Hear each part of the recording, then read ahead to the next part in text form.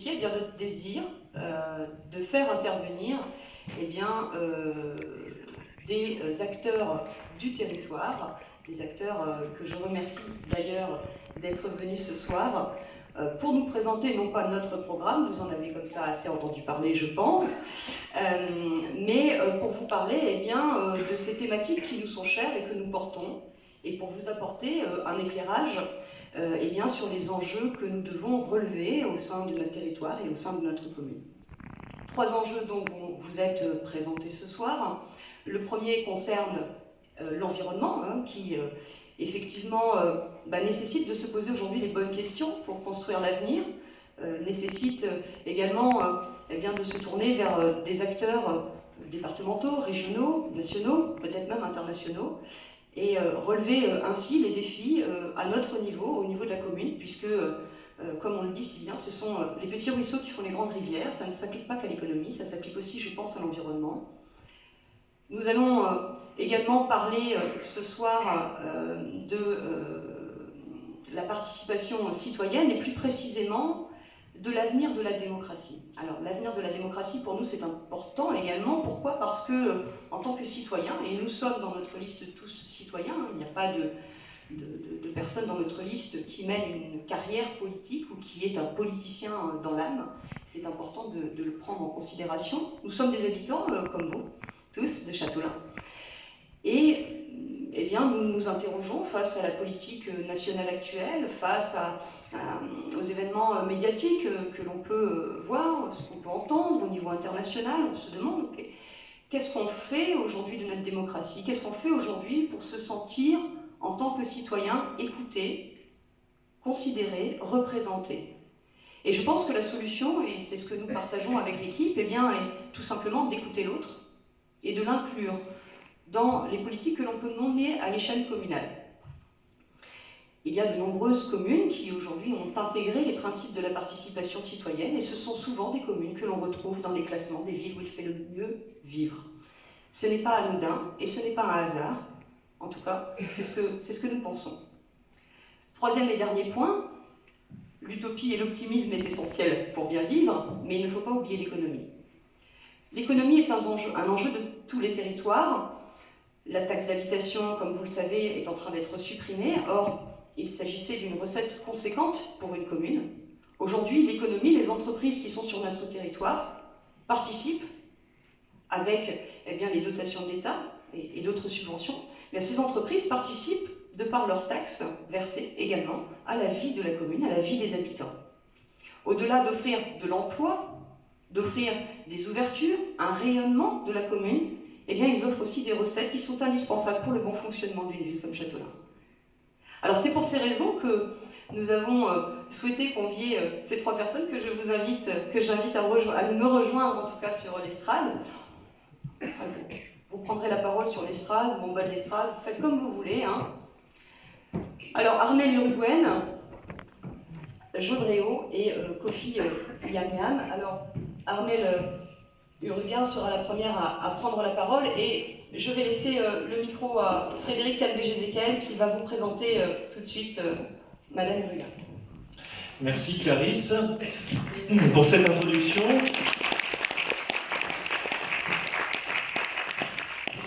Merci à toi et à toute l'équipe de nous convier à cette rencontre. C'est vrai que c'est un peu audacieux quand même, et peut-être même un peu prétentieux, c'est ce que diront même certains de nos détracteurs, de se projeter dans les 10 ans à venir. Mais on sait que si on a la tête dans le guidon et qu'on ne la lève pas un petit peu, le risque c'est d'aller dans le mur.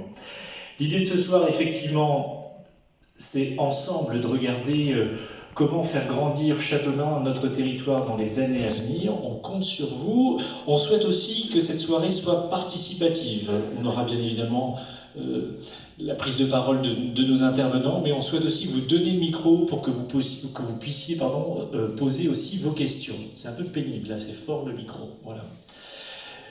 Je vous présente Armelle Uruguaine. Armelle Uruguaine est vice-présidente du conseil départemental du Finistère, présidente de la commission territoire et environnement.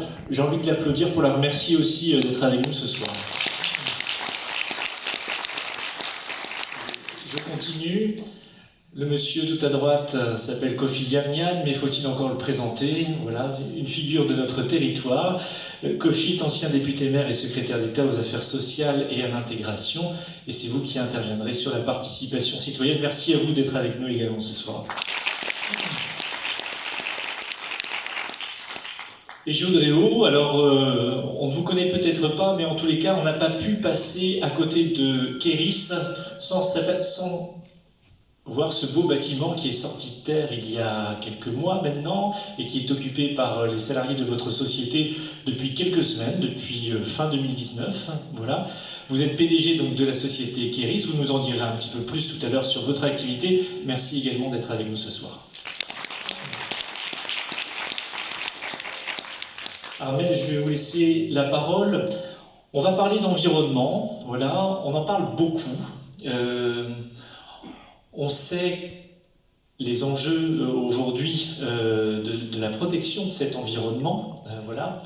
Mais vous allez élever le débat, voilà, bien au-delà, puisqu'il est question de l'environnement sur notre territoire, alors sur le bassin de Châteaulin que vous connaissez bien, et sur le territoire départemental. Je vous laisse le micro.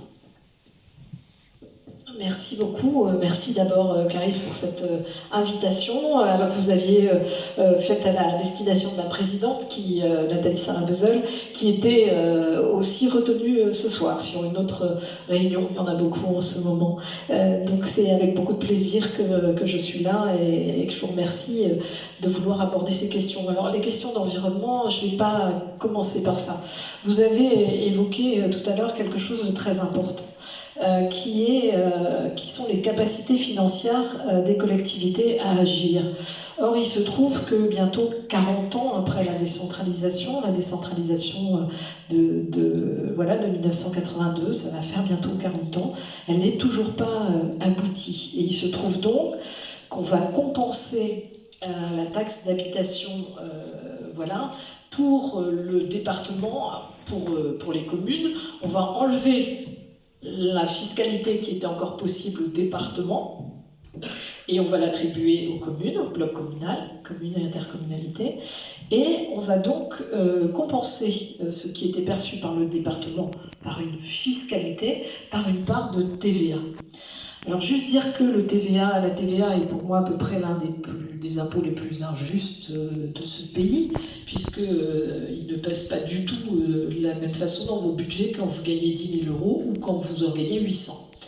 Et il est quand même assez étonnant et ça je laisserai y compris des parlementaires en parler, qu'on n'ait pas été capable, au bout de toutes ces décennies, de mettre en place une fiscalité active pour les collectivités et qu'on fasse aujourd'hui que des dotations de l'État. C'est ça aujourd'hui les systèmes, ce sont des dotations qui s'ajoutent à des dotations, mais nous perdons la capacité et le lien avec les électeurs qui, naturellement, sont en droit de dire, pour avoir du service public et des besoins de service public, eh bien, il est normal que les élus rendent compte de l'impôt qu'ils perçoivent, et au nom de la collectivité, bien évidemment, pas pour eux-mêmes, et donc des services qui sont rendus. Il se trouve que de ce point de vue-là, pour moi, il y a un biais très important, très important, qui est en train de s'inscrire assez profondément dans ce pays, c'est que les collectivités deviennent des exécutants.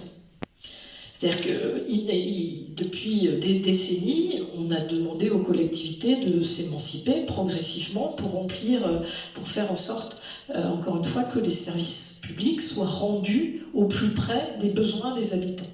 C'est bien ça, c'est comme ça que tient notre pays, hein. Parce que moi je trouve toujours assez étrange qu'on nous présente les mesures nationales comme étant des mesures phares qui vont transformer le pays. Mais la cohésion démocratique et sociale de ce pays, elle tient parce que les communes sont là, parce que les intercommunalités prennent aussi le pas sur un certain nombre de compétences, et c'est quand même un peu fort de café d'imaginer que tout ça se fait avec des ressources qui ne sont pas du tout stabilisées. Et en tous les cas, donc nous n'avons plus désormais, ou nous n'aurons plus désormais à partir de l'année prochaine à rendre compte aux électeurs. Je trouve ça assez particulier. Pourquoi je vous parle de ça ? Parce que dans cette question de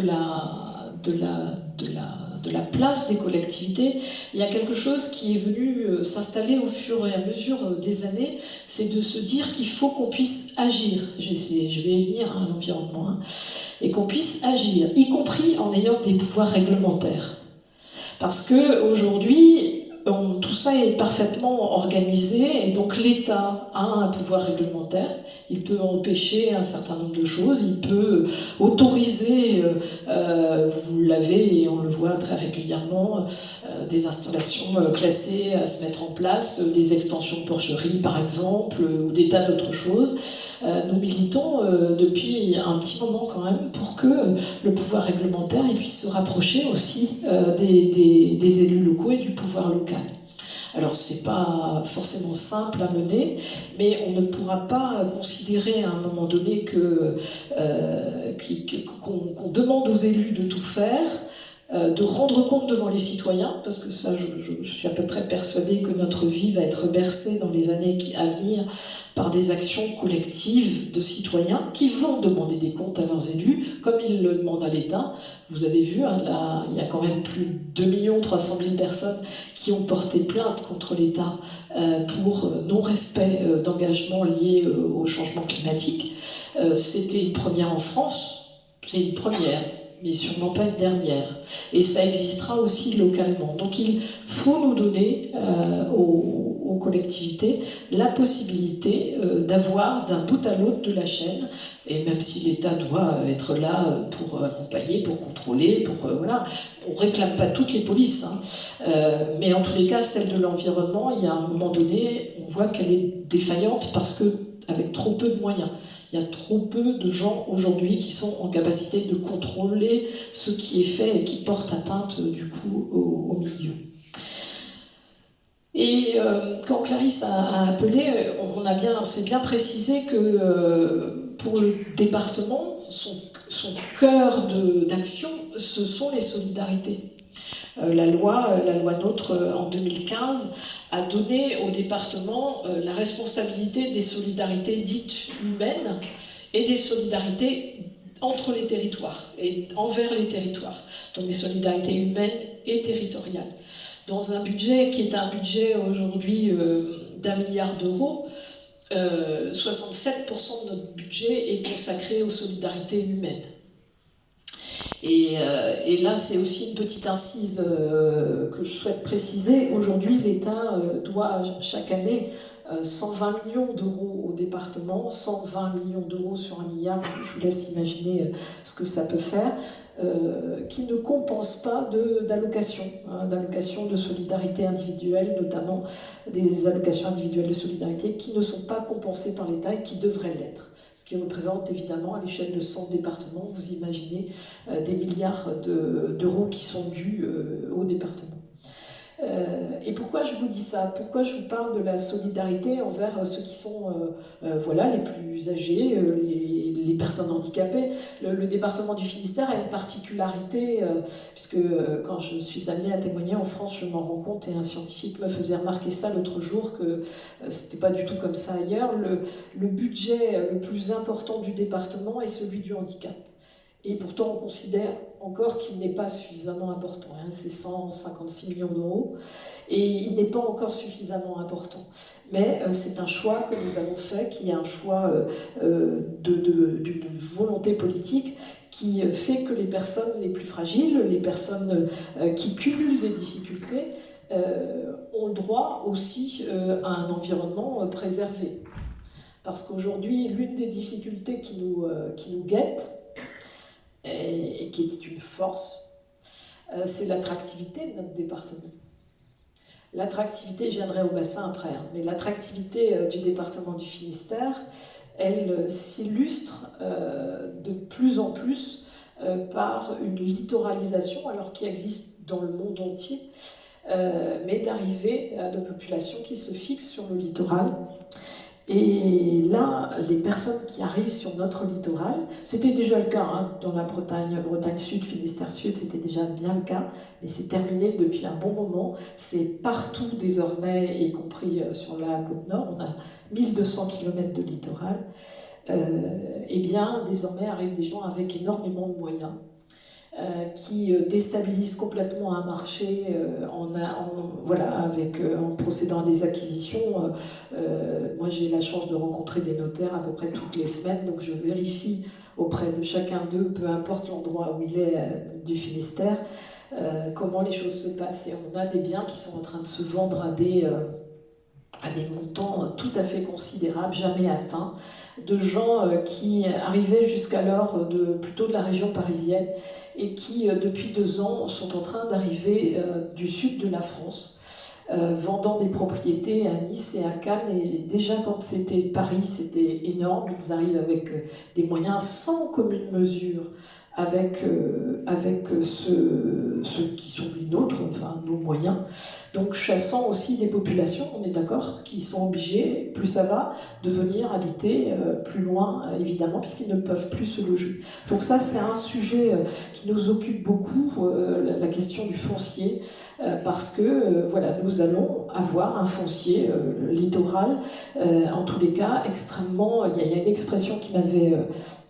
beaucoup marqué l'année dernière, un notaire qui me dit: écoutez, Mme Murguin, c'est pas compliqué, il n'y a plus de biens invendables. Il n'y a plus de biens invendables. Et ça, des témoignages, voilà, j'en ai très régulièrement, de biens qui étaient considérés comme étant difficiles à vendre. Ça n'est plus vrai. Des notaires qui n'avaient pas 120 biens dans leur portefeuille, ils en ont 30 aujourd'hui sur le Kirek ou sur... Donc, cette question du lien entre des personnes, peu importe leurs conditions, et l'environnement dans lequel ils habitent, c'est pas une vue de l'esprit que de dire qu'à un moment donné, on est dans une privatisation de l'espace, y compris dans ce département, même si on a des moyens de s'en défendre, encore un peu. Mais la privatisation de l'espace pourrait aussi devenir quelque chose, et l'attractivité du littoral est souvent mis en avant par des personnes, y compris qui ont très peu de moyens, comme étant des lieux de ressourcement qui sont facilement accessibles et gratuits, par nature, puisque vous pouvez accéder au littoral de cette façon-là. Donc je fais volontairement cette incise-là, parce que pour des questions de santé, aujourd'hui, la question de la nature et de ce besoin de nature qui est en train d'être confirmé, le département a fait le choix. Alors c'est un choix ancien, parce qu'il faut avoir ça en tête. Dans le milieu des années 60, 65, 66, on doit trouver, les élus du Conseil général à l'époque avaient comme débat qu'ils ne voulaient pas voir le Finistère devenir ce qu'était en train de devenir le sud de la France, au milieu des années 60.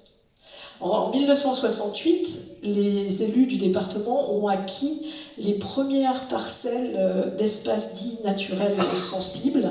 C'était dans le Porcet. Et donc, c'était avant même la création du Conservatoire du littoral qui a été créé en 1971. Donc aujourd'hui, on est propriétaire de 8900 hectares. Ça protège 20% de notre littoral, donc 1200 km de côte, 20% de préservés par des espaces naturels. Ce sont des espaces naturels qui sont ouverts au public. La plupart d'entre eux sont ouverts au public. Quand ils ne le sont pas, ils ne le sont pas parce qu'ils présentent certaines particularités en matière de préservation de la biodiversité, qui est souvent, bien évidemment, quelque chose de prépondérant, parce que nous avons on ne le perçoit pas forcément ici sur le bassin de l'Aulne, c'est quelque chose qui parle beaucoup, on a une responsabilité géographique. Alors elle est responsabilité géographique en étant la tête de proue de l'Europe.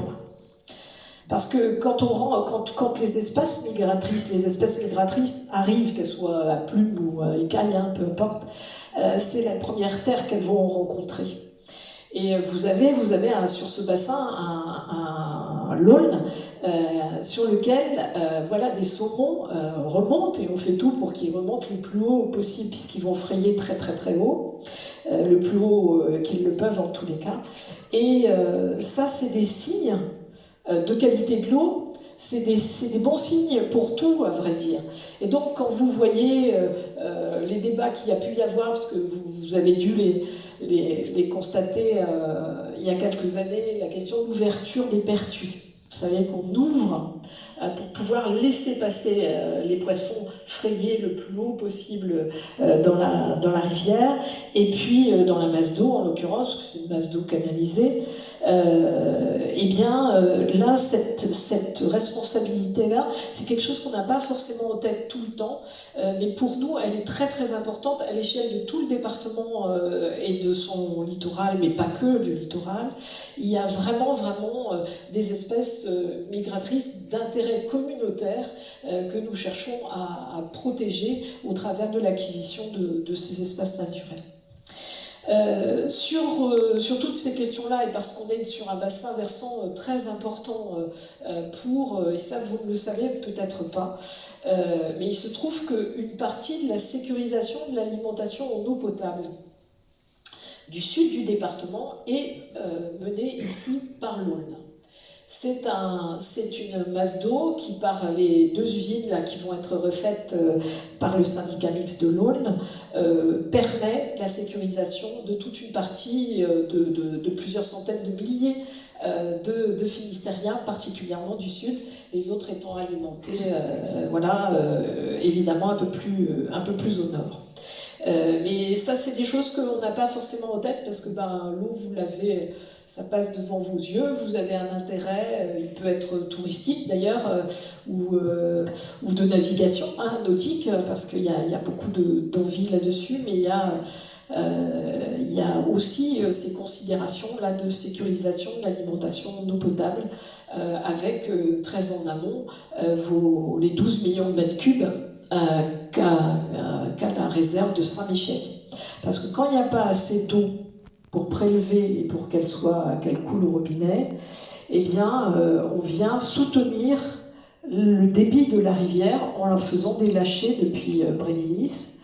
Et quand on fait ça, on permet aussi aux poissons de ne pas dépérir. Évidemment. Donc ces questions-là, alors qui sont à mettre en lien avec ce qui peut arriver, alors on a tous croisé les doigts, ou autre chose si vous voulez, ou vous avez fait ce que vous vouliez, mais dans les 6 derniers mois, on se retrouve avec une situation absolument exceptionnelle sur ce bassin versant. En 6 mois, on a eu 1470 mm de pluie, donc c'est énorme, c'est autant qu'en une année, donc c'est vraiment beaucoup. Donc on a à la fois de l'eau qui peut manquer sur des périodes de sécheresse, et à la fois beaucoup d'eau qui peut générer des inondations, bien évidemment, desquelles on cherchera à se protéger. Mais pourra-t-on s'en protéger complètement et totalement ? La question, et je ne parlerai pas sous le couvert de Kofi qui était là, mais nous y étions quand les inondations et quand il a voulu mettre en place une structure de bassin versant, les PAGA en l'occurrence, parce qu'il fallait venir à bout de tous ces sujets. Sachez qu'en tous les cas, ça mobilise beaucoup d'énergie, bien évidemment, mais aussi de personnes qui s'emparent de tous ces sujets. C'est souvent assez passionnant. Je dis ça pour les futurs élus là, qui vont être là. Voilà. Négligez pas tous ces instances, ces organismes où on vous demande de rentrer, et où on se dit oh là là, on ne connaît pas bien. Je ne connais pas un élu qui soit sorti de là sans se dire waouh, j'avais pas compris que c'était tout ça. C'est normal, on ne sait pas. Quand on est des élus, on est expert de rien. Enfin, moi, je revendique le fait d'être expert de rien du tout. Moi, ce qui m'intéresse, c'est d'avoir une curiosité qui aille sur tout ce panorama de choses qui nous sont proposées. Dans la question de l'attractivité du département, il y a quelque chose qui va beaucoup nous occuper dans les années à venir, c'est qu'on a des zones, alors vous êtes sans doute moins concernés sur ce bassin versant, mais ça vaut à d'autres endroits avec des fortes pressions de gens qui arrivent en masse, ça va dire, et qui vont avoir un intérêt pour tel ou tel lieu. Et la pression sur les milieux ne pourra pas se faire dans de bonnes conditions si tout le monde va au même endroit, au même moment, avec ce besoin de nature qu'on décrivait tout à l'heure, mais qui est pas forcément, qui est un point de vigilance, parce que si on y prend garde dans les 10 ans qui viennent, on pourrait se retrouver avec des surfréquentations qui seraient difficiles à gérer. On a eu ça, hein. On a eu ça. On a eu ça sur la pointe du Raz, bien évidemment, où on a dépassé 1 million, 1,2 million de visiteurs. Et je vous engage, je vous le passerai d'ailleurs, si vous voulez, à regarder ce film qui a été tourné il y a 25 ans, où on aurait pu se croire sur une planète, quoi. Enfin, si on ne voyait pas la mer derrière, c'était sur une autre planète. Tout était aplati, la nature avait été complètement mise à mal, et on ne peut pas laisser faire des choses comme ça. Il faut vraiment, vraiment, vraiment qu'on se pose la question de savoir comment on canalisera les fréquentations demain, parce que c'est très très important. Mais il faut toujours avoir en tête que ce département a une force d'attractivité liée à son environnement, parce que notamment on y fait aussi des randonnées qui sont, on a des sentiers de randonnée, voilà, on en a 6000 kilomètres. Donc 4000 sont labellisés, donc ont une promotion, font l'objet d'une promotion régionale, nationale, voire européenne d'ailleurs. Et donc avec évidemment les conséquences qui conviennent. Donc cette responsabilité que nous avons tous de préserver l'environnement pour mieux le partager avec ceux qui l'aiment, eh bien il va falloir qu'on se donne tous les moyens de mener ça à bien, évidemment. Sur d'autres questions, mais après moi j'ai dit à Clarisse, je ne venais pas non plus faire un monologue, moi j'aime bien débattre, donc si vous avez des questions, je suis à votre disposition. La présidente a souhaité l'année dernière faire de l'année 2019 l'année de l'environnement. C'était pas une année pour faire une année, il y a eu l'année de l'engagement associatif, il y a eu l'année de la culture à suivre, il y a eu l'année de l'environnement, c'est l'année du service public, mais elle a souhaité qu'il y ait un rapport d'engagement qui soit pris par les élus autour de plusieurs questions. La question du foncier, la question de l'eau, la question de la biodiversité, la question de la neutralité carbone, la question des déchets, de la déplastification et la question du numérique. Parce que contrairement à ce qu'on nous explique là depuis un moment, vous savez, on avait tous, enfin pour beaucoup d'entre nous, l'image de on coupe des arbres et on fait du papier. Ouais. Alors aujourd'hui, plus personne ne s'interroge sur, quand il fait entrer sur son ordinateur, de savoir quelles sont les conséquences sur les gaz à effet de serre et la consommation d'électricité. Donc là, il y a besoin d'apporter en tous les cas une forme de sobriété. Hein, il va falloir qu'on y aille aussi. Donc ce rapport d'engagement, alors j'ai cherché le lien, il est un peu compliqué à trouver, je vais faire remonter ça au service. Il est disponible et prenez-en connaissance parce qu'il est très intéressant. La présidente a souhaité qu'il y ait un collège départemental des transitions qui soit mis en place parce que toutes ces transitions-là qui vont nous obliger à transformer. On va devoir apporter des transformations profondes à ce que l'on fait, changer de logiciel, adopter d'autres réflexes, faire autrement, aménager autrement, faire en sorte de produire de l'énergie autrement. Tout ça, va être... c'est une 60aine de personnes avec des gens extrêmement différents, des universitaires, des scientifiques, des syndicats, des chefs d'entreprise, des représentants du monde associatif, des agriculteurs, des pêcheurs, et des gens extrêmement différents. L'idée, c'est de trouver le consensus. Et je peux vous dire, pour l'avoir vécu, y compris sur ce bassin, que parfois, si vous mettez un militant d'ATD Carmonde en face d'un militant de Bretagne Vivante, et que le militant d'ATD Carmonde explique que parfois il a l'impression de compter moins qu'un poisson, eh ben, c'est des discussions intéressantes, hein, parce qu'il va quand même falloir qu'on s'y colle à essayer. Ça m'est arrivé ici, hein, parce que quand on faisait les ouvertures de Pertuis, je me rappelle avoir rencontré des gens qui expliquaient qu'on mettait des dizaines de milliers d'euros pour faire tout ça et qui n'arrivait pas à manger voilà, par lui-même. Et donc, ce sont toujours des rencontres assez marquantes. Mais nous n'avons pas d'autre choix que de coopérer. Je ne sais pas si vous connaissez Jean-Claude Pierre. Jean-Claude Pierre est un grand monsieur. Et Jean-Claude Pierre est au conseil d'administration de l'Agence bretonne de biodiversité, auquel j'appartiens donc du département. Et il concluait, on a installé ça là, au mois de janvier, on a voulu que l'Agence bretonne de biodiversité ne soit pas basée à Rennes.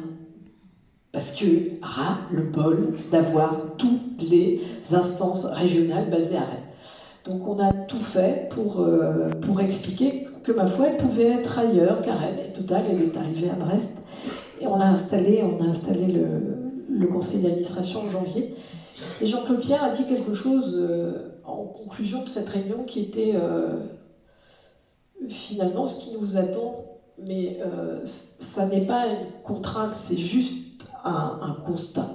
Il disait qu'on n'a pas d'autre choix que de coopérer. Ce sont ou les coopérations ou l'effondrement.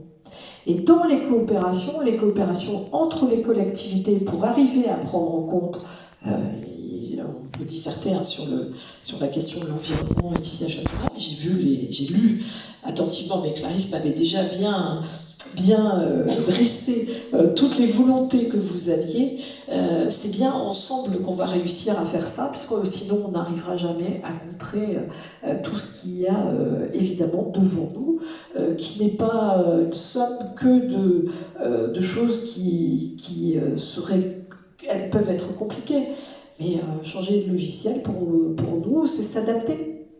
Soit on atténue, ça c'est ce qu'on va essayer de faire au mieux, mais dans tous les cas de figure, il faudra s'adapter. Donc s'adapter, c'est pas y aller en ronchonnant, en se disant que non, ça va pas. Si, on peut s'adapter et on va s'adapter. On va aménager, on va adapter nos aménagements de façon à ce qu'ils résistent. Hein. C'est valable sur le littoral notamment, mais aussi un peu partout. De façon à pouvoir faire face à tout ça, et encore une fois en étant enthousiaste, parce que la feuille de route elle est écrite nulle part, et si on n'y va pas ensemble, on laissera sur le côté une part de la population, et ça c'est un des sujets principaux. Il faut qu'on fasse avec les habitants qui ont aussi des idées sur ces sujets, voilà, et décider bien évidemment après, hein, puisque c'est pas...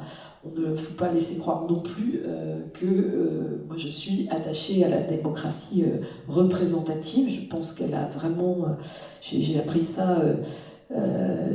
ça aussi aux côtés d'une grande femme qui est dans cette salle, qui s'appelle Yolande Boyer, et voilà,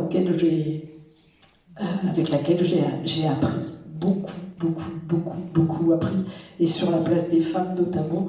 Et si voilà, je suis engagée aujourd'hui comme je le suis, et bien je le lui dois également. Donc vous êtes aussi les produits, ou en tous les cas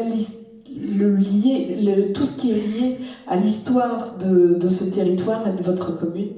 Et évidemment, on est toujours tous le produit d'une histoire. Il ne faut jamais essayer de gommer ça. Il y en a certains là qui essayent depuis quelques années à vouloir croire qu'on va se séparer de tout, et puis qu'un monde nouveau va naître. Eh bien, faisons-le, prenons le pari de le faire ensemble, ce monde nouveau.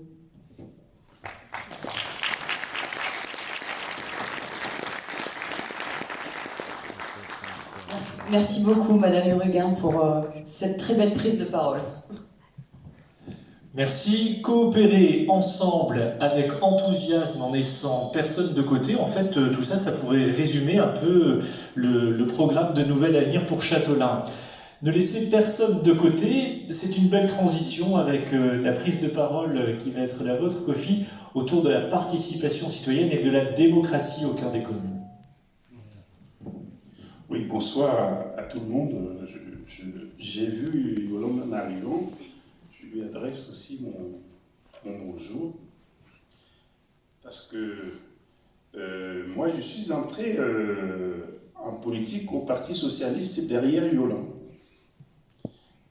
qui, en 1983, je crois. Ouais, c'est ça. C'est après ma première élection comme conseiller municipal d'opposition que j'ai fait le pas, même si avant, avec Josse Lenouille,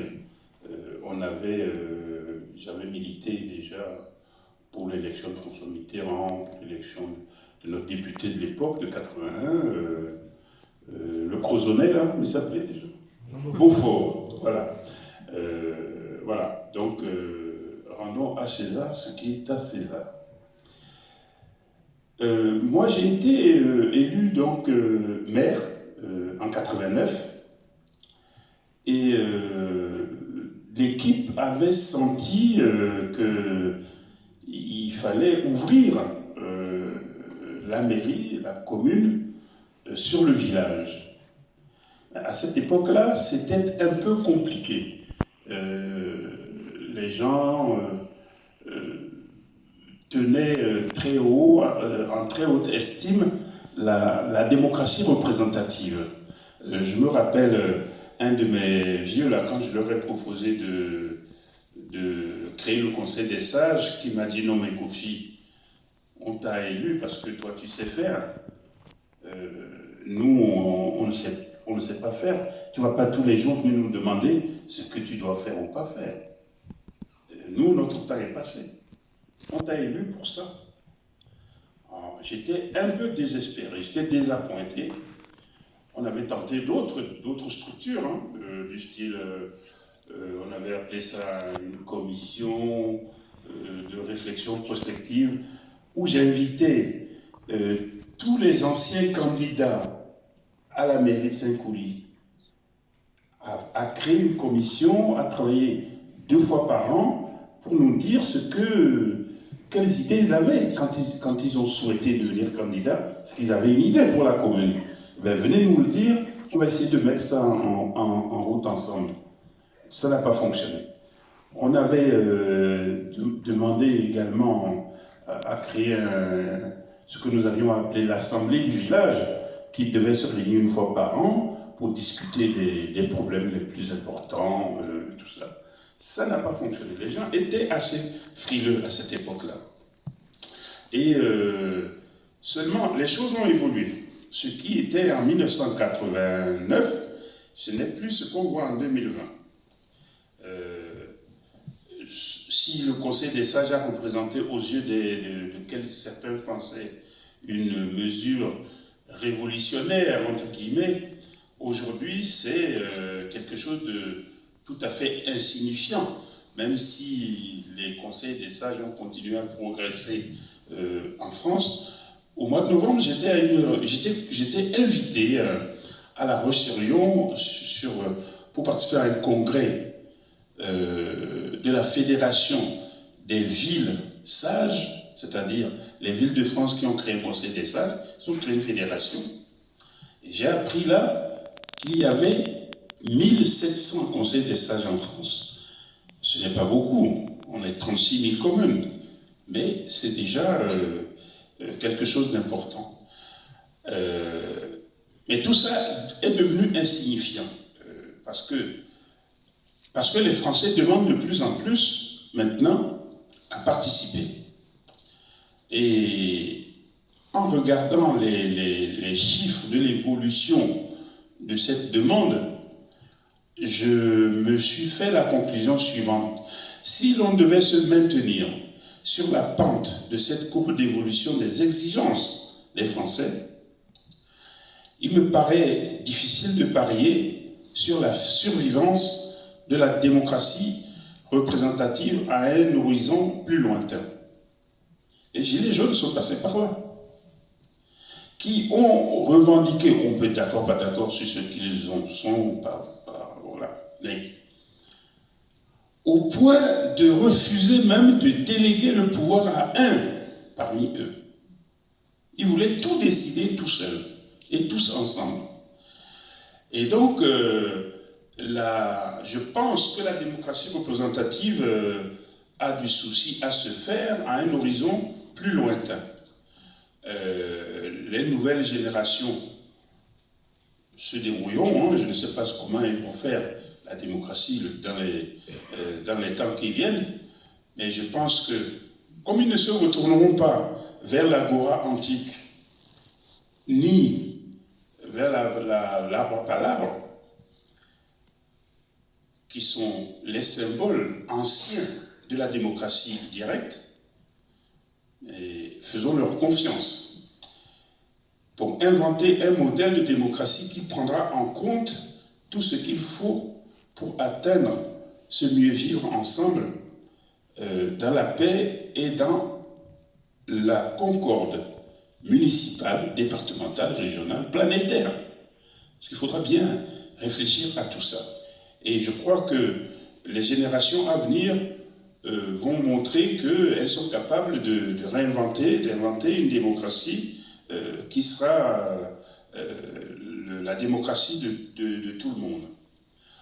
Aujourd'hui, évidemment, ce qu'on a fait, c'est peu ou prou dépassé, en effet, parce que des changements profonds sont intervenus dans la société française.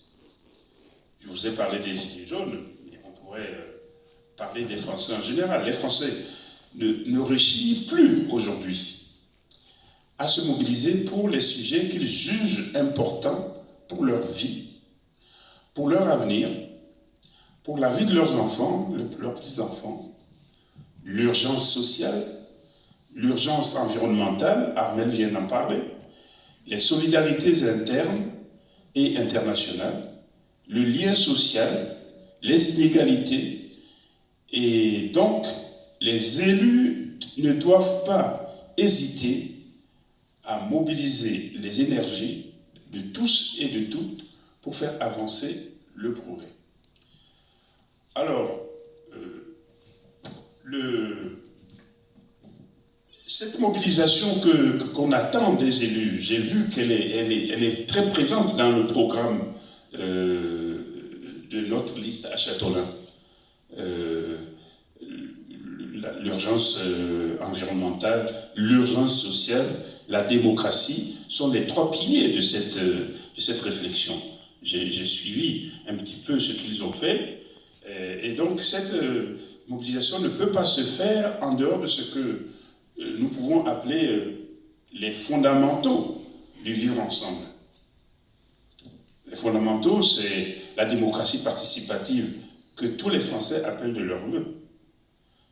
Et pour promouvoir cette démocratie participative et le bien vivre ensemble, les élus doivent jouer un rôle essentiel dans la cité. Un maire doit comprendre comment justice sociale et justice environnementale sont intimement liées. Et en lisant les papiers, j'ai bien compris que ça, c'est un défi que vous avez bien compris. Dans la commune, les défis locaux. Les nouveaux défis sont l'exigence citoyenne de me mêler de ce qui me regarde. Je veux me mêler de ce qui me regarde. Je veux qu'on m'entende. Je veux qu'on me consulte. Donc il n'est plus possible de se contenter d'expliquer après l'avoir décidé. Je ne veux pas que tu décides à ma place. Je veux participer à la décision. Il faut donc demander aux citoyens de prendre eux-mêmes l'initiative, la participation, la concertation, la co-construction, comme on dit maintenant, nouveau mot, nouvelle expression, et forcément la cogestion, qui était un gros mot dans les années 60, hein, la cogestion avec la CFDT, avec le PSU. Maintenant, c'est ce qu'on demande. Concrètement, cela signifie au moins 5 choses. La première,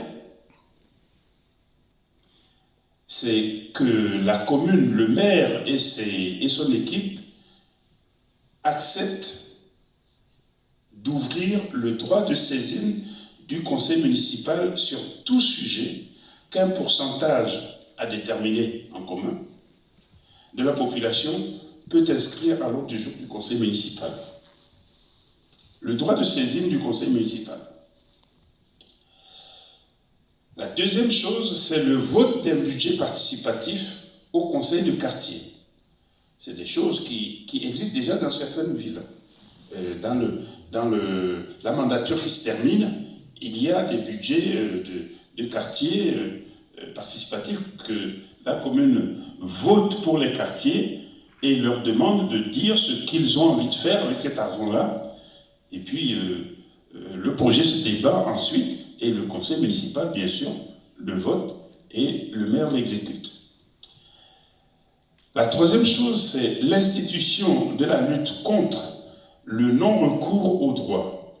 Il y a beaucoup de personnes dans les villes qui ont droit à beaucoup de choses, mais qui ne le demandent pas parce qu'elles ne le savent pas. Et c'est le rôle du maire et du conseil municipal de dire « ça ne doit plus exister dans ma ville, ceux qui ont droit à ceci, il faut aller leur dire « vous avez droit à ceci ». Et pour cela, il faut créer un organisme qui fait la prestation de services pour les gens qui ont des droits et qui ne savent pas les réclamer. C'est pour que plus personne ne reste au bord du chemin. La quatrième chose, c'est le droit au référendum local d'initiative citoyenne. Ce qu'on réclame sur le plan national, il faut que dans les communes, on puisse le faire. Et que si un pourcentage de la population a déterminé, bien sûr, en commun, entre la population et son conseil municipal, si un pourcentage de la population demande un référendum sur un sujet, il faut que ce référendum puisse avoir lieu. Et en cinquième proposition, cinquième chose, c'est la promulgation et l'intensification de la lutte contre les discriminations. Égalité femmes-hommes, lutte contre le racisme, contre l'antisémitisme, lutte contre le non-recours aux droits, je l'ai dit, lutte contre les violences. Tout cela doit se décliner dans la commune. Pour ce qui est des défis extérieurs, j'allais dire, des défis globaux, c'est le maire qui doit mettre en pointe l'accueil des exilés. Les exilés, il ne faut pas se cacher la face, c'est le grand défi du siècle à venir. On ne l'arrêtera pas. C'est fou de croire qu'on peut construire des murs pour arrêter des hordes de gens qui ne sont pas, qui manquent de liberté chez eux, qui manquent même de nourriture et qui se déplacent. Aucun mur ne résistera à ça. Et donc, comme il s'agit d'un défi énorme qui va nous poursuivre, autant que le défi du changement climatique, le maire doit accueillir d'abord, accompagner les exilés sur le territoire et valoriser les diasporas précédentes qui ont fait et qui continuent de faire, pour ce qui nous concerne, Châteaulin, le Finistère, la Bretagne, la France et l'Europe. Il faut ouvrir la ville de Châteaulin sur le monde qui nous entoure. Et puis, il n'y a pas... Parce qu'à Châteaulin, il n'y a pas si longtemps que ça, tous les gens qui sont dans cette salle ont connu, du temps de la gloire de l'entreprise Doux, Combien de Turcs, de Pakistanais, d'Afghans, et j'en passe, ont égorgé, plumé, emballé les poulets que la France, alors deuxième producteur d'Europe, vendait au monde entier, et en particulier au Moyen-Orient, et qui faisait la richesse de notre bassin. Depuis les fabricants d'aliments jusqu'aux frigoristes, en passant par les éleveurs, les tueurs de poulets en usine, les emballeurs, les transporteurs. Voilà ce que sera l'avenir de la démocratie au sein de toutes les communes de France et singulièrement dans la commune de Châteaulin. C'est Clarisse la vision à 10, 20, 30 ans de notre ville et dans nos territoires. C'est en priorité la vision que doit porter la liste Nouvel Avenir pour Châteaulin. Je vous remercie.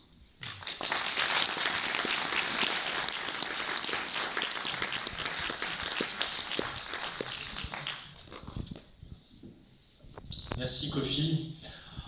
On va enchaîner avant de laisser place aux questions. N'hésitez pas à prendre des notes, puisque tout à l'heure, normalement, ça va matcher entre l'auditoire et puis nos intervenants.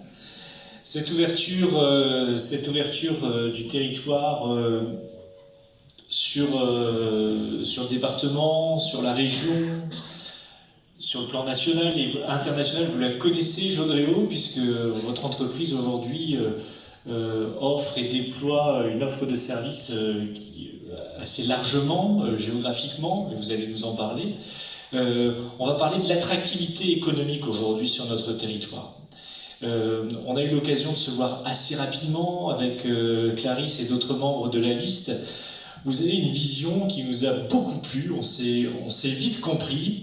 Vous avez tiré quelques sonnettes d'alarme, vous avez aiguisé aussi vous nous avez aidé en tous les cas à aiguiser notre programme. C'était indispensable de vous entendre aujourd'hui et de partager votre vision avec toutes les personnes qui n'étaient pas présentes quand on vous a rencontrés et nos sympathies. Merci. Tu es très élogieux. Je ne pensais pas avoir fait une telle impression. Bonsoir à toutes et à tous, d'abord. Clarisse m'a demandé, et Clarisse et son équipe m'ont demandé de parler de l'attractivité économique du territoire. Je ne sais pas si je peux vous en parler. En tout cas, je vais vous donner ma vision. Et déjà, ma vision de l'entreprise. Avant, je suis quand même un peu moins connu peut-être que mes deux prédécesseurs à ce micro. Donc, je vais me présenter en quelques mots. Je peux vous dire deux choses, que j'ai deux éléments qui me guident et qui sont deux éléments chevillés au corps, qui sont l'agriculture, l'évolution de l'agriculture, et puis le centre Finistère, le centre Bretagne. Bon, je suis né à Châteauneuf-du-Fou, pas très loin d'ici, et j'habite toujours à Châteauneuf-du-Fou. J'ai commencé ma vie comme agriculteur, j'ai découvert l'informatique dans mon exploitation en étant convaincu très vite que l'outil informatique ou le numérique, comme on dit maintenant, devait permettre aux agriculteurs d'être autonomes dans la gestion de leur entreprise, et je crois beaucoup à cela, à l'autonomie,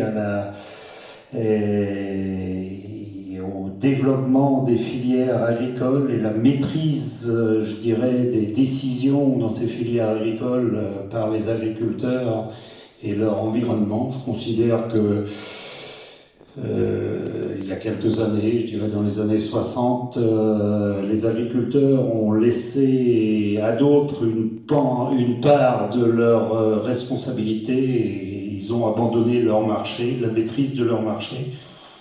Et je crois qu'une entreprise, quelle qu'elle soit, que ce soit agricole, que ce soit un artisan, que ce soit une entreprise industrielle, ne peut vivre dans la durée que si elle maîtrise son marché.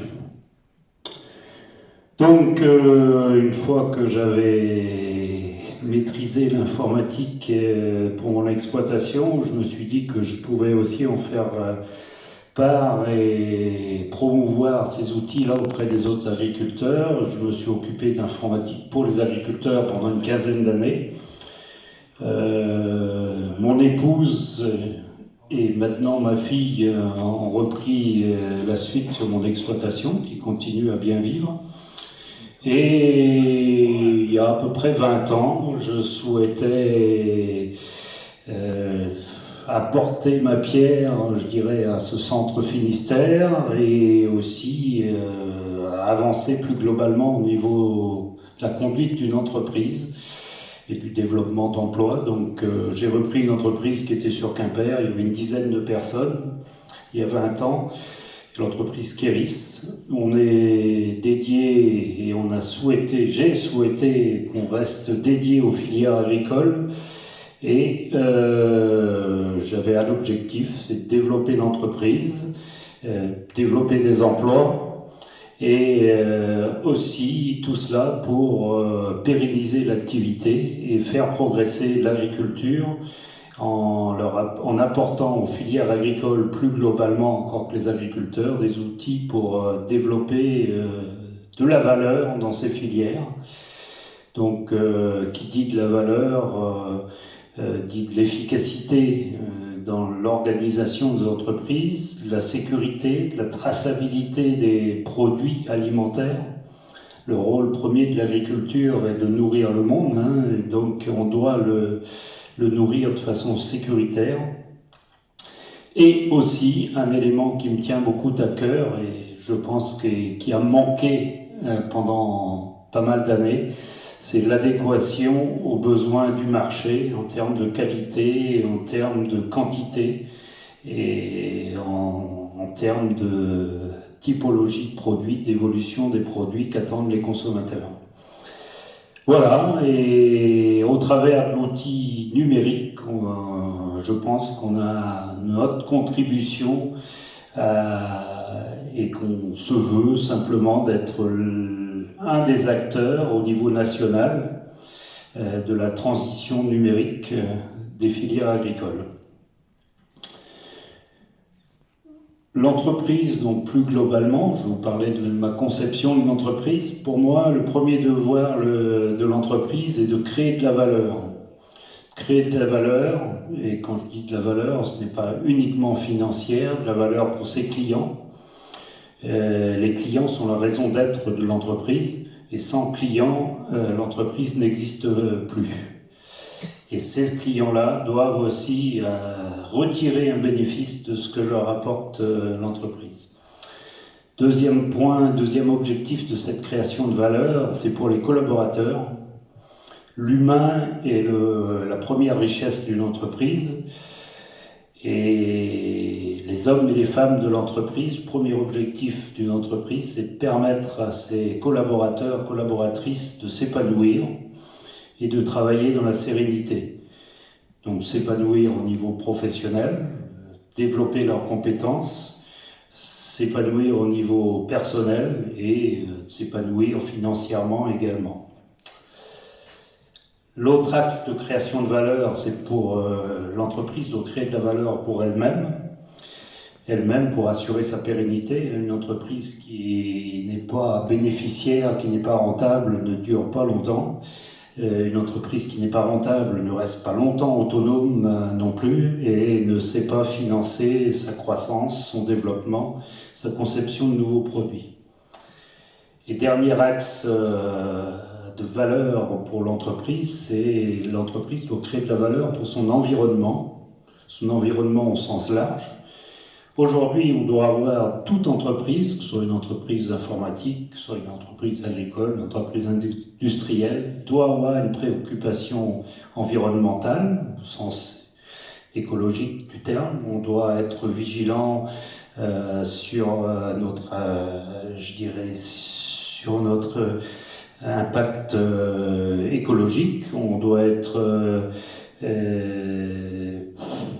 limiter nos déchets, on doit limiter notre empreinte carbone. Et aujourd'hui, tout collaborateur qui vient dans une entreprise c'est c'est un de ses premiers critères de choix. Les collaborateurs qui arrivent chez nous, ils regardent ce que l'on fait dans le domaine social, sociétal et environnemental. Et toute entreprise a une responsabilité forte à ce niveau-là. C'est aussi dans l'environnement, je mets aussi la dimension collective de l'entreprise. Une entreprise ne peut jamais réussir seule.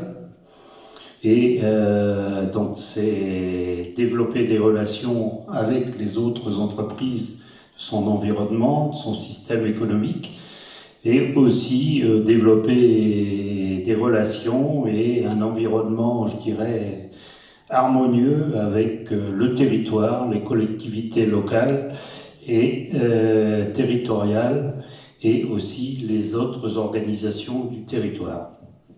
Donc ça, si l'entreprise ne crée pas de valeur sur ces 4 axes, je considère que l'entreprise n'a pas rempli sa mission sur un territoire. Donc l'attractivité, c'est quoi l'attractivité économique d'un territoire? Et c'est quoi pour une entreprise? Je pense que pour moi, un territoire qui se veut attractif, il doit pouvoir attirer des entreprises et aussi fidéliser des entreprises.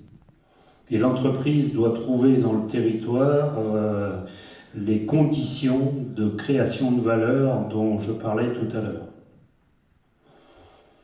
Et moi, quand je suis venu m'installer ici, je suis venu m'installer pourquoi?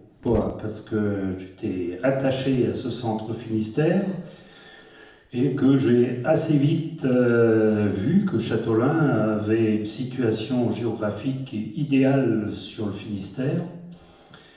On est à la croisée des axes routiers, on est à proximité d'un aéroport qui fonctionne très bien et qui distribue ou qui dessert l'ensemble de la France et même au-delà.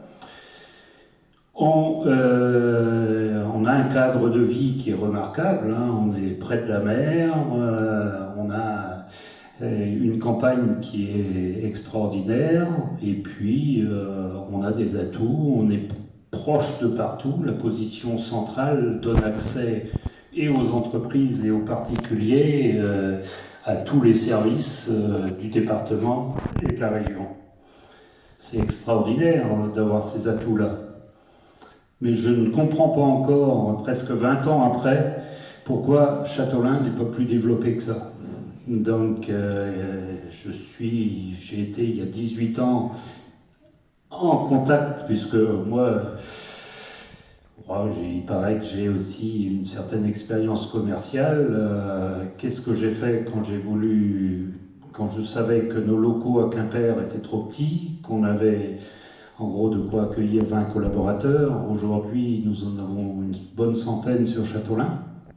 Donc il nous fallait trouver un hébergement et j'avais cette volonté d'aller déjà vers cet objectif d'une centaine de personnes à horizon 2020, et je pense qu'on en aura, on en a même 150 puisqu'on en a une autre équipe sur Toulouse et qu'on va continuer à se développer.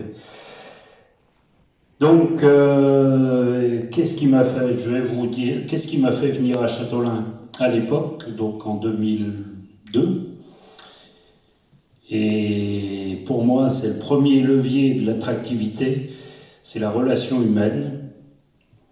Et une relation humaine centrée sur la reconnaissance de l'entreprise et la reconnaissance des hommes et femmes qui constituent l'entreprise. En 2002, je peux vous dire que c'est ce qui a fait la différence. J'ai été accueilli, parce que j'avais fait un appel d'offres à peu près à toutes les collectivités locales du Finistère. J'ai été accueilli à Châteaulin par 2 personnes et qui m'ont écouté et qui ont construit avec moi une solution qui convenait et qui nous permettait de servir notre développement. J'ai dit à l'époque, et je continue à le dire, que moi je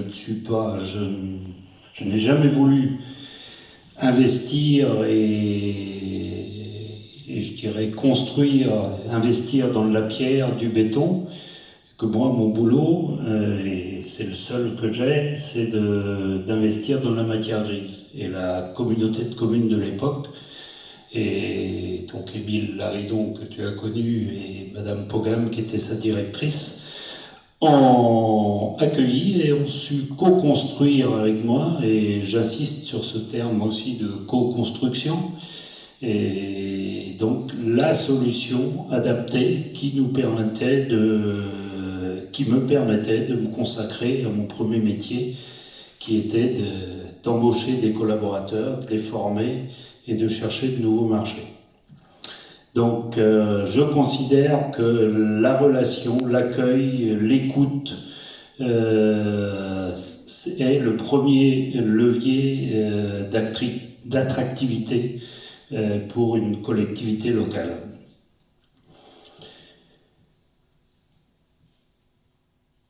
Le deuxième levier, pour moi, c'est l'existence d'une dynamique ou la mise en place d'une dynamique de réseau. Je vous ai dit tout à l'heure, l'entreprise ne peut pas réussir seule. Et le rôle de la collectivité, une entreprise qui arrive, n'importe où, une jeune entreprise qui se crée, créer son réseau au niveau local, au niveau départemental, au niveau régional, au niveau national, c'est pas facile. Le chef d'entreprise, sa première préoccupation, c'est de faire vivre son entreprise, de servir ses clients, de recruter ses collaborateurs, etc.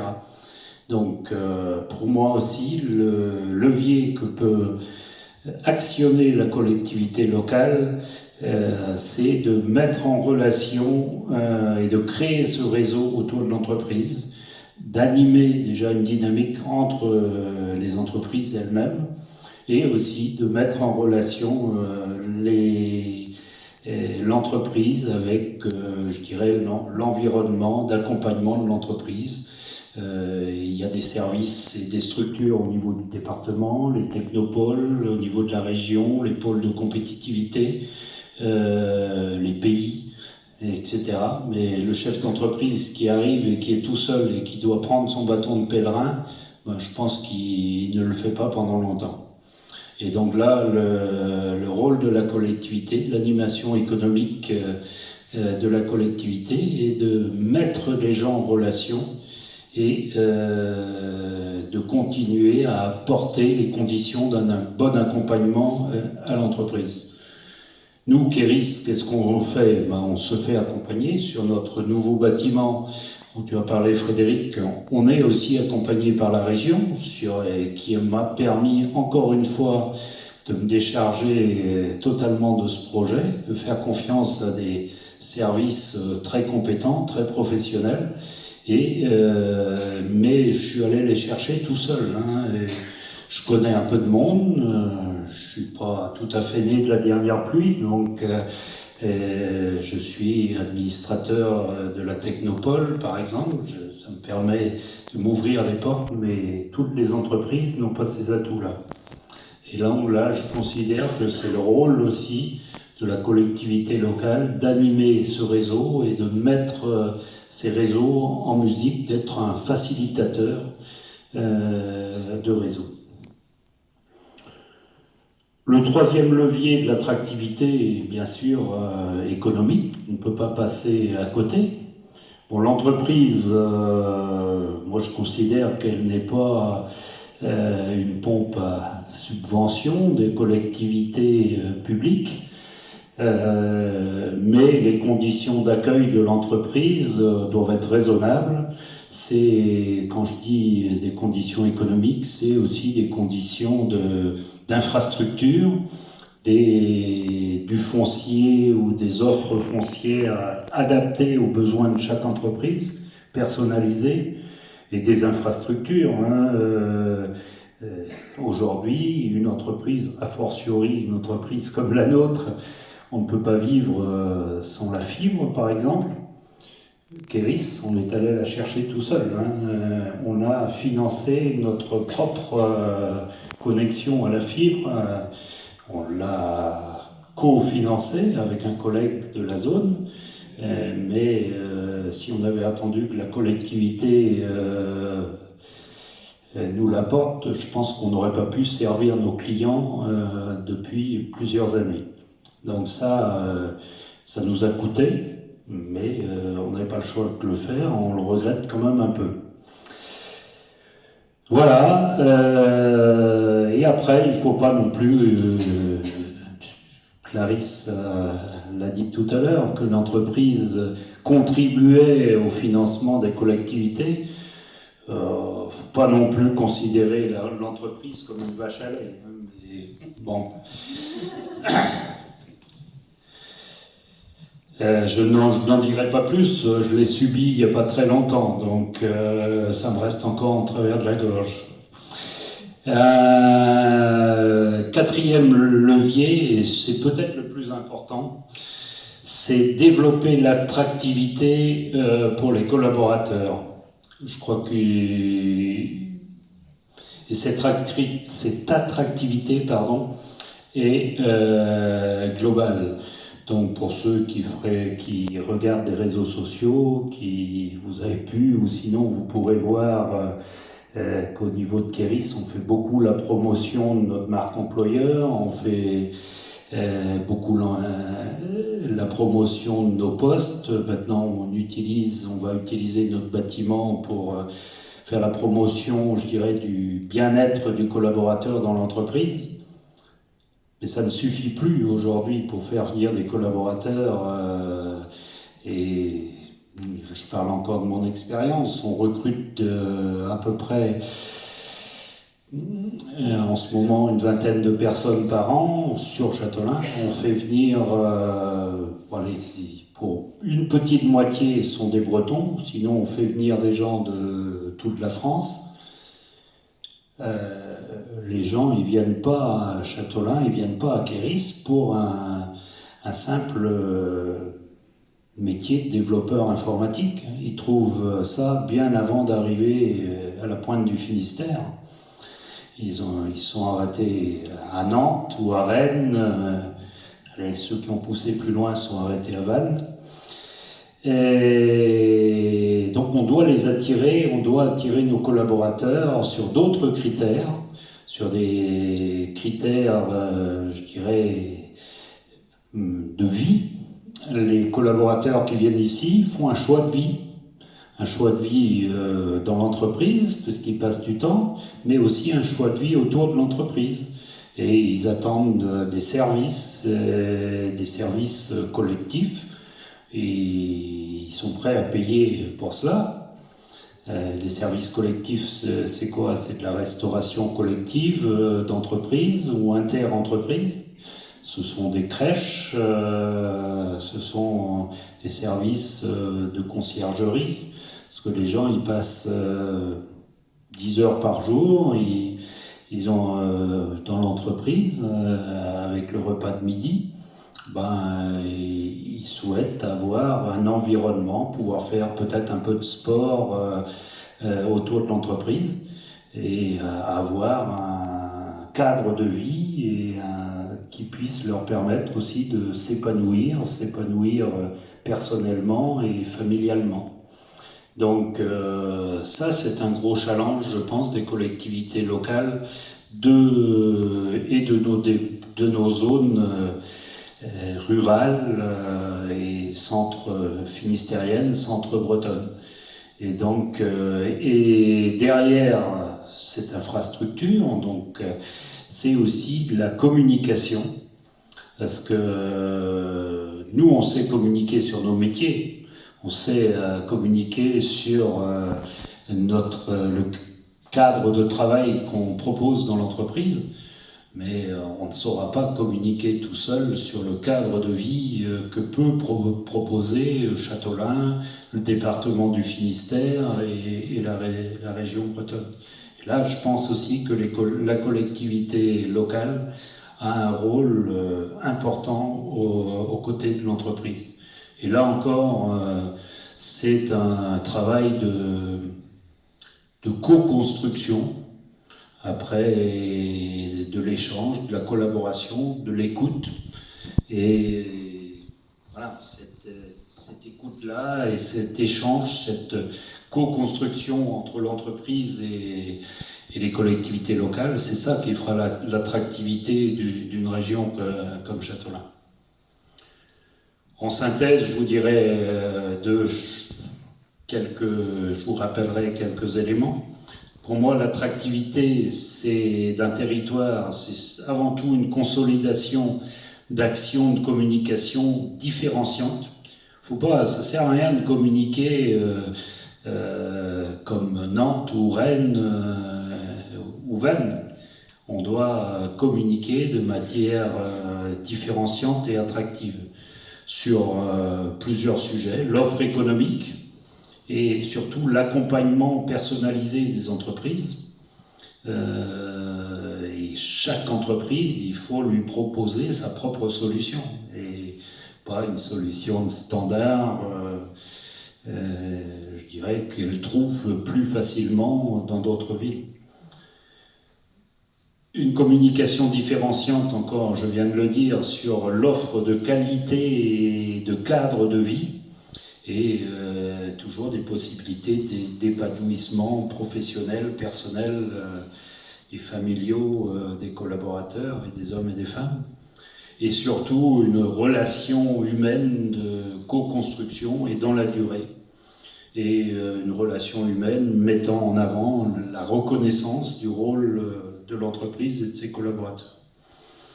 Et pour moi, plus on aura d'entreprises sur Châteaulin, plus nous serons attractifs. Et un tissu économique dense, c'est vraiment la garantie de la pérennité de cette attractivité. Voilà ce que je voulais vous dire. Merci de votre attention.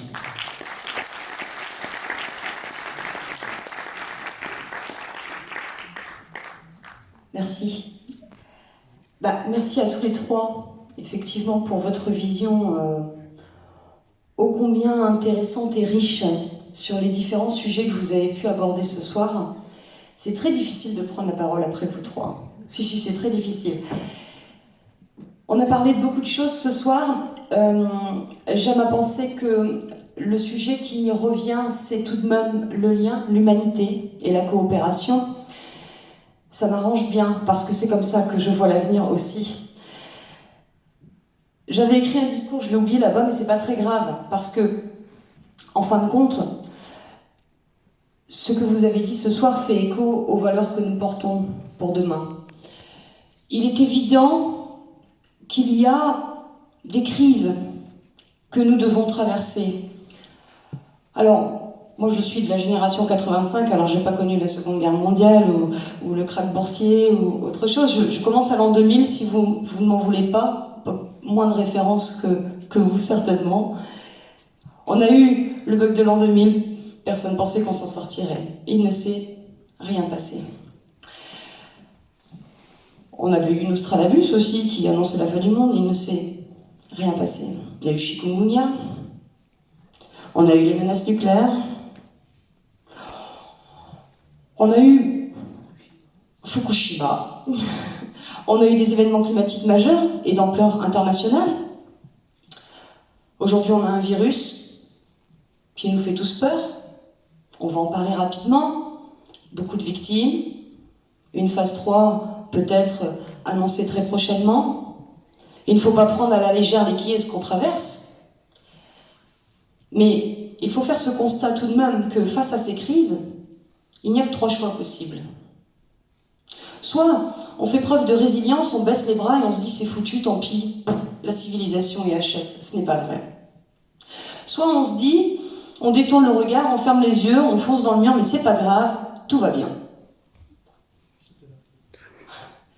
Soit on se dit effectivement, on est entouré de gens compétents, on est entouré de gens qui portent des valeurs, qui ont envie d'avancer, qui ont envie d'offrir un lendemain pour les générations futures, et on regarde les choses en face et on se dit, ok, quel est le problème aujourd'hui ? D'où vient le problème aujourd'hui ? Est-ce qu'il vient de l'environnement ? Est-ce qu'il vient de la façon dont on se parle ? Est-ce qu'il vient de la façon dont on est éduqué? Est-ce qu'il vient de la façon dont on se projette dans l'avenir?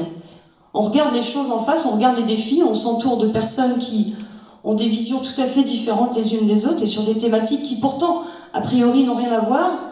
Et en écoutant, on se rend compte que l'environnement, la démocratie et le vivre ensemble, le développement et l'attractivité économique, qui pourtant, a priori, n'ont rien à voir à faire ensemble, eh bien, mis bout à bout, dans une discussion, dans un lieu commun, eh bien, peuvent amener des solutions pour l'avenir. Et ça, c'est important. Il ne faut pas regarder un orchestre en ciblant chaque musicien. Il faut regarder l'ensemble pour comprendre la musique qui se joue. Et c'est exactement la même chose dans notre quotidien. Et je pense qu'on a tout à gagner si, demain à Châteaulin, on donne la voix aux habitants. On leur dit, vous connaissez votre ville, sans doute mieux que moi d'ailleurs. Et je parle en mon nom. Hein. Vous connaissez votre ville.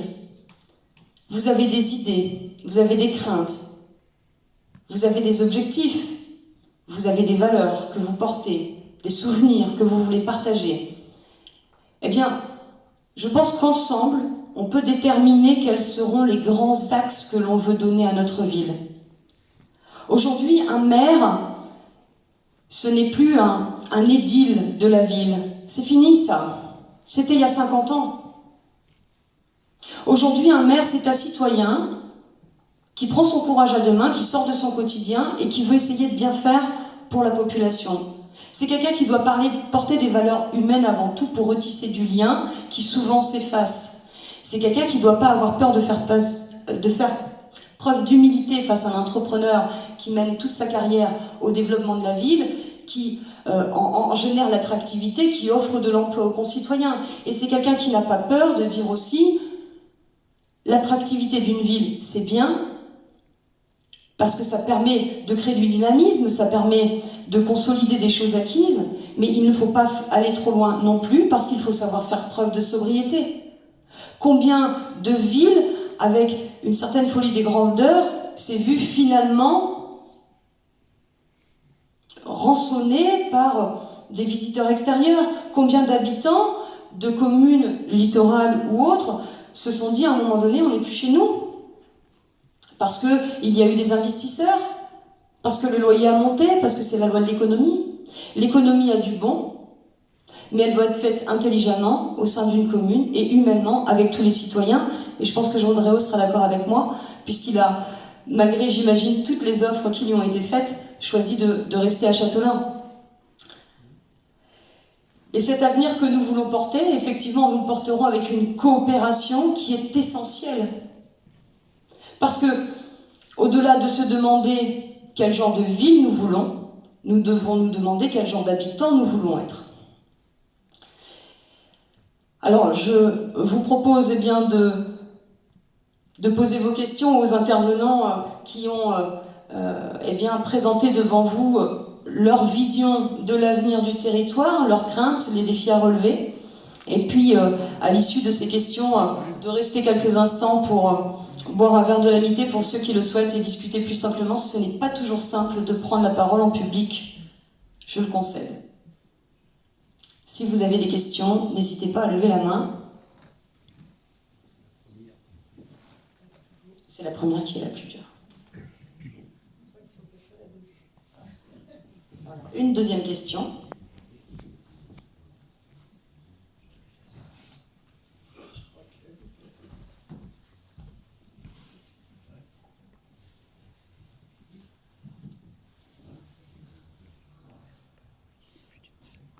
Aucune question ?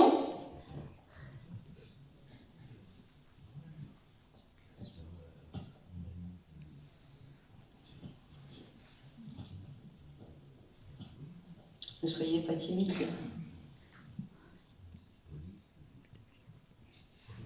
Question ou réaction, voilà. Je pense que tout a été dit. Mais ce que je vous propose, c'est qu'on... Ah ! Je veux bien pour... il faut regarder un qui faut. Je vais peut-être être long. Parce qu'au moment où je prends le micro, je ne sais pas vraiment la question que je vais poser. En fait, c'est plutôt à Armelle que je voulais poser la question par rapport au sujet qu'elle a abordé en en introduction de son exposé, elle a parlé d'un mot, d'ailleurs je ne sais pas vraiment s'il est dans le dictionnaire, c'est le mot littoralisation. Si, il est dans le dictionnaire. Oui, Ouais. oui. Et je m'interrogeais moi pour savoir, effectivement, j'ai lu quelques informations, notamment l'Atlas de la Bretagne, qui nous montre des cartes qui sont effectivement extrêmement clivantes, hein, entre ce territoire qui devient un territoire où l'habitat devient quasiment inatteignable pour les natifs. C'est ce qui s'est passé en Corse. Et une fracture aussi économique, hein, avec des taux d'imposition, enfin des impôts payés sur ce littoral qui sont bien inférieurs à ceux qui sont payés au centre du département du Finistère, cher à Jodréo. Moi, je m'interrogeais sur la place de Châteaulin. En fait, Châteaulin, on n'est pas vraiment un territoire complètement rural, puisque on est dans une autre communauté de communes qui a un bord littoral. Et je voulais savoir si elle avait, Armelle, des petites idées de ce que le territoire de Châteaulin, du Porzay, peut devenir par rapport à cette littoralisation rampante de toute la Bretagne. Alors, sans doute déjà ce qu'elle est depuis un moment, c'est-à-dire une porte d'entrée quand même, parce que pour des visiteurs qui nous arrivent souvent par la 4 voies, Châteaulin, c'est l'endroit où on passe. Et depuis des années, c'est comment on fait en sorte qu'ils restent. Parce que ce qui va les attirer, c'est ce qu'ils vont trouver plus loin, puisqu'ils vont souvent vers la presqu'île de Crozon. Mais pour ça, ça s'invente pas. C'est partout où ces sujets-là existent. C'est comment on fait en sorte que des visiteurs soient attirés par un centre-ville. Alors ça, c'est souvent les conditions d'aménagement qui font quand même cette ville, comme toutes les villes de rivière, sont traversée par des rivières est compliqué dans un aménagement, mais malgré tout cet aménagement il participe au fait que les gens restent ou ne restent pas, plus la question des services que vous évoquiez tout à l'heure. C'est sûr qu'une restauration un peu attractive, un patrimoine intéressant, donc c'est une ville qui de ce point de vue-là a une forme j'allais dire, un caractère sans doute assez ingrat, assez compliqué à trouver, pour autant avec un certain nombre d'atouts, notamment en matière de développement économique. Aujourd'hui, les gens sont plutôt à la recherche de territoires authentiques. C'est-à-dire qu'ils ne viennent pas chercher du superficiel, ils viennent chercher à comprendre comment fonctionne, alors pas tous, je ne dis pas que les gens qui ont envie d'aller choper leur concert sur les plages du littoral, ils vont, voilà, il n'y a pas de souci, ils vont continuer, c'est bien. Mais il y a un vrai besoin, Kofi l'a dit tout à l'heure, même si la mesure, elle est toujours assez... on a besoin de comprendre. On a besoin de... voilà. Et nos visiteurs, ils sont ça. Quand on fait les bilans touristiques à l'échelle du département, on voit que c'est ça. Donc, porte d'entrée, et donc nécessaire coopération avec ceux qui sont en amont et ceux qui sont en aval, ceux qui migrent vers la presqu'île et qui attendent bien évidemment de trouver des capacités d'hébergement. Il y a tout ça derrière, mais ça se développe. Je ne sais pas si un jour il y aura un possible rapprochement des intercommunalités de la presqu'île avec celle de Châteaulin, Plabin-Porzay. Voilà, c'est des choses qui ont été à un moment donné à l'ordre du jour. Et d'ailleurs, la maire de cette commune ne s'en est pas cachée, puisqu'il y avait dans les années 2015, après le milieu des années 2010, là, il y a eu effectivement l'idée qu'il y avait 2 intercommunalités dans le centre Finistère, avec donc Haute-Cornouailles, Poher et Mont-d'Arrée, communauté, et puis Pays-Bas, Châteaulin-Porcet et la presqu'île de Crozon. Donc, est-ce que ce genre de choses va faciliter ou non des coopérations et retenir ou non des visiteurs? C'est une alchimie assez compliquée, vraiment, cette question de comment on retient les gens pour éviter qu'ils ne fassent que traverser. Mais on la retrouve un peu partout. Après, il n'y a pas de baguette magique, mais il y a des conditions d'attractivité. Il y a une part de choses, sans doute, chez un certain nombre d'entre nous, de nos concitoyens, qui développent à la fois une volonté de qualité d'accueillir, et puis pas trop quand même, quoi. Pas trop quand même, parce que on peut avoir le sentiment d'être envahi. Pourtant, je pense que c'est un sujet d'avenir, hein, parce qu'il va bien falloir s'en emparer et préparer cela. Et donc se dire que demain, ce sont des retombées économiques, c'est des entreprises qui fonctionnent, c'est voilà, c'est pas de l'attractivité pour de l'attractivité. Et moi, j'ai beaucoup apprécié votre propos, monsieur, sur la question de l'attractivité des collaborateurs. Sachez qu'elle n'est pas que spécifique au bassin châteaulinois, elle est dans notre département un sujet, mais vraiment principal, notamment pour les conjointes qui accompagnent les collaborateurs et qui n'arrivent pas à trouver l'emploi qu'ils recherchent. Donc ça, c'est vraiment des sujets principaux, mais je m'éloigne un peu de la question que tu posais, mais c'était vraiment... je ne crois pas qu'il y ait d'alchimie, je ne crois pas qu'il y ait de baguette magique, mais par contre, il y a des petites choses qui s'additionnent et qui font qu'on est bien dans une ville. Hein, et même quand on la traverse, on a envie d'y rester. Ouais, quelquefois, on ne sait pas pourquoi on a envie d'y rester. Donc ça, je me garderai bien, mais je sens ici une belle énergie, en tous les cas, à vouloir créer tout ça. Donc c'est ça qui compte.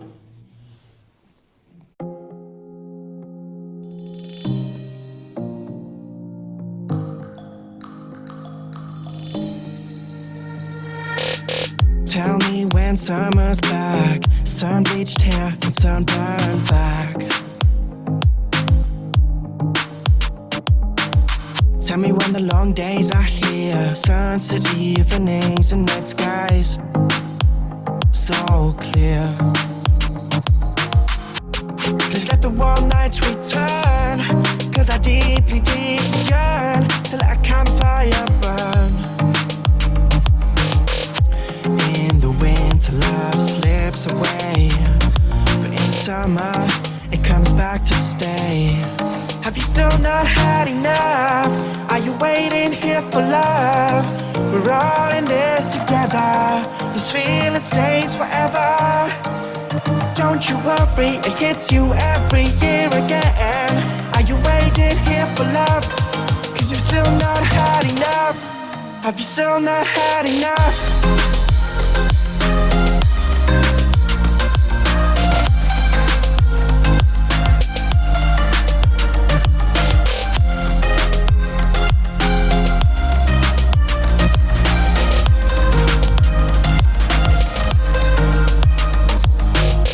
After a little sunset picnic, we start walking through our district. We are listening to symphonies from singing birds with gorgeous melody.